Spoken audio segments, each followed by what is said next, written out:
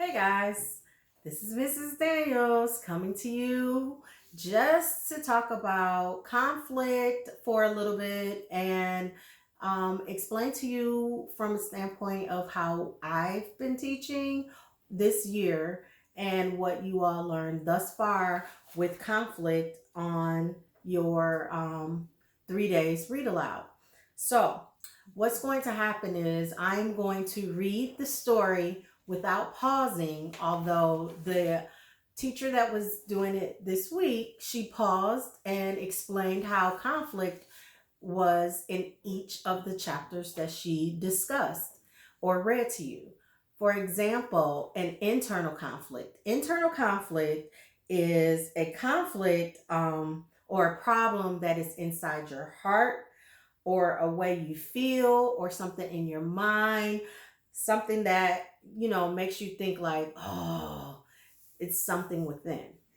And an external conflict is conflict that comes to you from someone else in the story, another character in the book. And the book that you all have been reading this week is called The Twits. It's by Dahl and it was illustrated by Quentin Blake. Now, I'm sure she discussed the different characters, and as you may know, Mr. Twit is on the cover of the book, and inside the book, which she didn't mention, is a table of contents.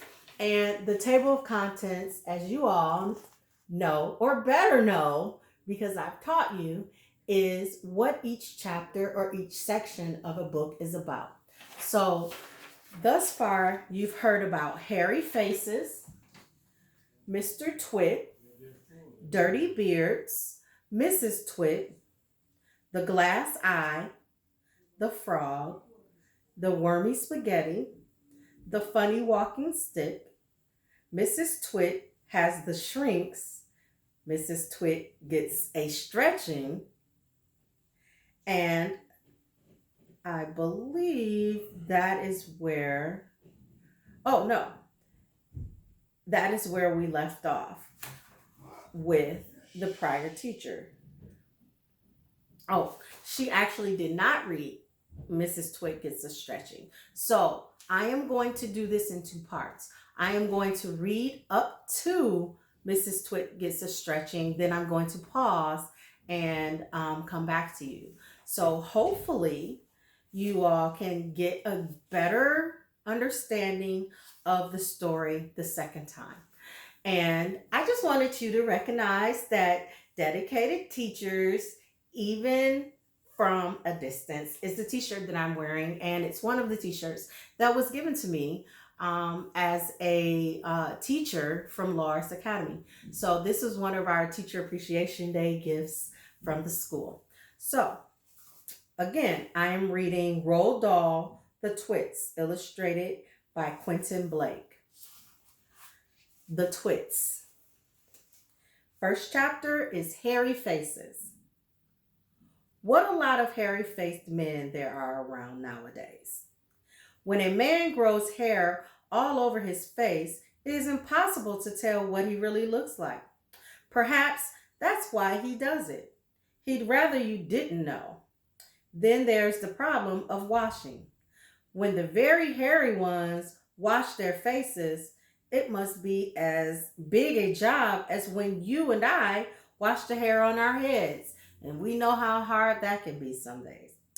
So, what I want to know is this. How often do all these hairy-faced men wash their faces? Is it only once a week, like us, on Sunday nights? And do they shampoo it? Do they use a hair dryer? Do they rub hair tonic into stop faces from growing bald? Do they go to a barber to have their hairy faces cut and trimmed, or do they do it themselves in front of their bathroom mirror with nail scissors? I don't know. But next time you see a man with a hairy face, which will probably be as soon as you step out onto the street, maybe you look at him more closely and start wondering, about some of these things. Actually am going to pause because thinking about what we're going through now during this pandemic, there are a lot of men with hairy faces right now. And this is Mr. Twit. This is one of them. So, Mr. Twit is chapter 2. Mr. Twit was one of these very hairy faced men, the one whose face, except for his forehead, his eyes, and his nose, was covered with thick hair. The stuff even sprouted in revolting tufts out of his nostrils and ear holes. Mr. Twit felt that this hairiness made him look terrifically wise and grand. But in truth, he was neither of these things. Mr. Twit was a twit. He was born a twit, and now at the age of 60, he was a bigger twit than ever. The hair on Mr. Twit's face didn't grow smooth and matted as it does on most hair-faced men. It grew in spikes that stuck out straight like the bristles of a nail brush. And how often did Mr. Twit wash this bristly, nail brushy face of his? The answer is never. Not even on Sundays.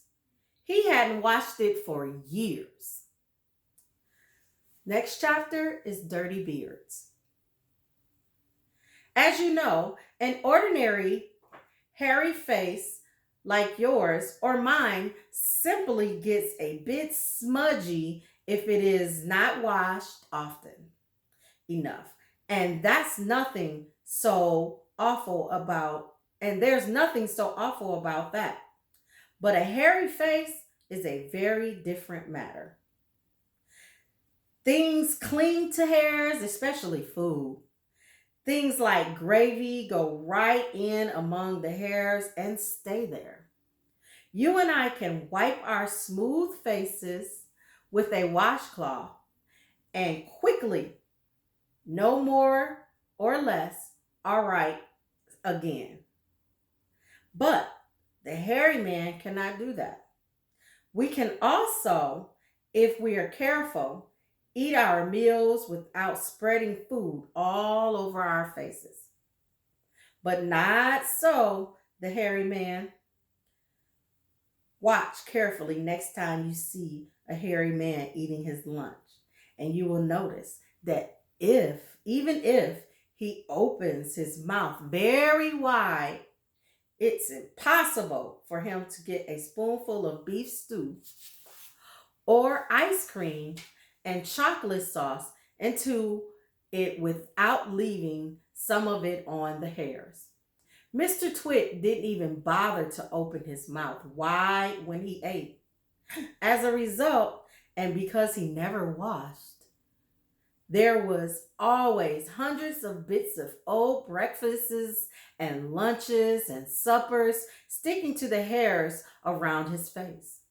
They weren't big bits, mind you, because he used to wipe those off with the back of his hand, or on his sleeve while he was eating. But if you looked closely, not that you'd ever want to, but you would see tiny specks of dried up scrambled eggs stuck to his hairs, and spinach and tomato ketchup and fish sticks and minced chicken livers and all the other disgusting things Mr. Twit liked to eat. So I'm going to show you a picture. Of course, this is Mr. Twit eating some stew or whatever he likes to eat. And then there's a close-up of some of the disgusting things that were left in there. If you look closer still, hold your nose, ladies and gentlemen. If you peered deep into that mustachy bristle sticking out of his upper lip, you would probably see such larger objects that had escaped the wipe of his hand. Things that had been there for months and months. like a piece of maggoty green cheese or a moldy old cornflake or even the slimy tail of a tinned sardine. Because of all of this, Mr. Twit never went really hungry. By sticking out his tongue and curling it, ooh, that's kind of disgusting, but he would stick his tongue out and curl it all around his mustache. By sticking out his tongue and curling it sideways to explore the hairy jungle around his mouth, he was always able to find a tasty morsel here or there to nibble on. What am I trying to tell you? Is that Mr. Twit was a foul and smelly old man. He was also an extremely horrid old man, as you will find out in a moment. Now we're going to talk about Mrs. Twit. This is the chapter that we're coming to, Mrs. Twit. Page 8. Mrs. Twit. Mrs. Twit was no better than her husband. She did not, of course, have a hairy face. It was a pity she didn't, because that, at any rate, would have hidden some of her fearful ugliness. Take a look at her, which I already allowed you to do, but we'll do it again. Have you ever seen a woman with an uglier face than that? I doubt it. But the funny thing is that Mrs. Twit wasn't born ugly. She had quite a nice face when she was young. The ugliness had grown upon her year by year as she got older. Why would that happen? I'll tell you why. If a person has ugly thoughts, it begins to show on the face. See, I have beautiful thoughts. And when that person has ugly thoughts every day, every week, every year, the face gets uglier and uglier until it gets so ugly that you can hardly bear to look at it. A person who has good thoughts cannot ever be ugly. You can have a wonky nose or a crooked mouth and a double chin. That would be me. And stick out teeth. That wouldn't be me. But if you have good thoughts, they will shine out of your face like sunbeams, and you will always look lovely. So, these are the phases that Mrs. Twit went through. So in the beginning, she wasn't ugly at all. She was actually quite pretty. But as time grew, you see that bottom picture and this picture over here are Mrs. Twit. Nothing good shone out of Mrs. Twit's face. In her right hand, she carried a walking stick. She used to tell people that this was because she had warts growing on the sole of her feet, her left foot, and walking was painful. But the real reason she carried a stick was so that she could hit things with it. Things like dogs and cats and small children. And then there was the glass eye. Mrs. Twit had a glass eye that was always looking the other way. The glass eye is the next chapter. We're now on page 10, the bottom of page 10. You can play a lot of tricks with a glass eye because you can take it out and pop it back in again anytime you like. You can bet your life Mrs. Twit knew all the tricks. One morning, she took out her glass eye and dropped it into Mr. Twit's mug of beer when he wasn't looking. And yes, I said one morning, so you know that's not a good thing. Mr. Twit sat there drinking the beer slowly. The froth made a white ring on the hairs around his mouth. He wiped the white froth on his sleeve and wiped his sleeve on his trouser. Basically, like this, and then on his leg, which is pretty disgusting. You're plotting something, Mrs. Twits said, keeping her back turned so she wouldn't see that she had taken out her glass eye. You're plotting something, Mrs. Twit said, keeping her back turned so he wouldn't see that she had taken out her glass eye. Whenever you go all quiet like that, I know very well you're plotting something. Mrs. Twit was right. Mr. Twit was plotting away little mad. He was trying to think up a really nasty trick he could play on his wife that day. You better be careful, Mrs. Twit said, because when I see you starting to plot, I watch you like a wombat. Oh, do shut up, you old hag, Mr. Twit said. He went on drinking his beer, and his evil mind kept working away on the latest horrid trick he was going to play on the old woman. Suddenly, as Mr. Twit tipped the last sip of beer down his throat, he caught sight of Mrs. Twit's awful glass eye staring up at him from the bottom of the mug. It made him jump. I told you I was watching you, cackled Mrs. Twit. I've got eyes everywhere, so you'd better be careful. The next chapter, the frog. But see how the eye was in the cup and he was looking a little frightened? Bottom of page 12.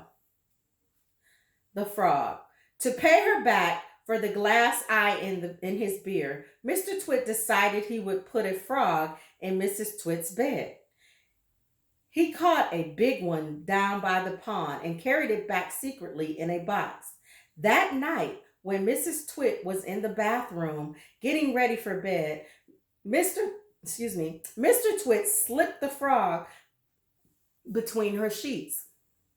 Then he got into his own bed, and waited for the fun to begin. Mrs. Twit came back and climbed into her bed and put out the light. She lay there in the dark, scratching her tummy. Her tummy was itchy. Dirty old hags like hers always have itchy tummies. Then, all at once, she felt something cold and slimy climbing over her feet. She screamed.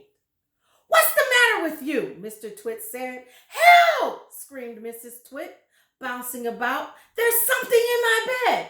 I bet it's that giant skiggly wiggler I saw on the floor just now, Mr. Twit said. That what? Screamed Mrs. Twit. I tried to kill it, but it got away, Mr. Twit said. It's got teeth like screwdrivers. Help! Screamed Mrs. Twit. Save me. It's all over my feet. I'll bite it. It'll bite off my toes, Mr. Twit. Look at them in bed next to each other.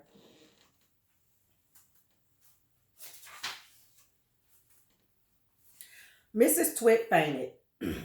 Mr. Twit got out of bed and fetched a jug of cold water. He poured the water over Mrs. Twit's head to revive her. The frog crawled up from under the sheets to get near the water. It started jumping about on the pillow. Frogs love water. This one was having a good time. When Mrs. Twit came to, the frog had just jumped onto her face. This was not a nice thing to happen to anyone in a bed at night. She screamed again. By golly, it's a giant squiggly wiggler, Mr. Twit said. It'll bite off your nose. Mrs. Twit leaped out of bed and flew downstairs. and spent the night on the sofa. The frog went to sleep on the pillow. See how the frog is just like there in that puddle and then on her face and eventually on the pillow by himself with the puddle of water? Mr. Twit was not a nice guy. Next chapter, the wormy spaghetti. The next day, to pay Mr. Twit back for the frog trick, Mrs. Twit sneaked out into the garden and dug up some worms. She chose big long ones and put them in a tin and carried the tin back to the house under her apron. At 1 o'clock, she cooked spaghetti for lunch and mixed the worms in with the spaghetti, but only on her husband's plate. The worms didn't show because everything was covered with tomato sauce and sprinkled with cheese. Hey, my spaghetti's moving, cried Mr. Twit, poking around in it with his fork. It's a new kind, Mrs. Twit said, taking a mouthful from her own plate, which of course had no worms. It's called squiggly spaghetti.